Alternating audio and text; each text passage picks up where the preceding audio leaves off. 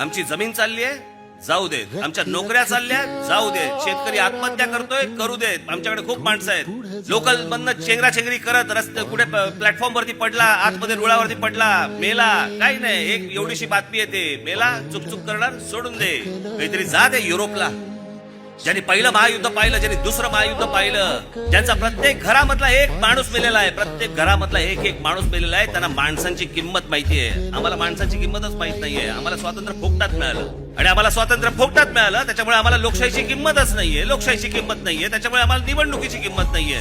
निवडणुकीची किंमत नाहीये, त्याच्यामुळे आमच्याकडे निवडून कोण आलाय, किंमतच नाहीये. आई वडिलांनी जन्म दिलाय म्हणून जगायचं, हे जर समजा तुमचं कर्तव्य असेल तर असल्या लोकांचं नेतृत्व राज ठाकरेला नाही करायचं, मला नाही करायचं.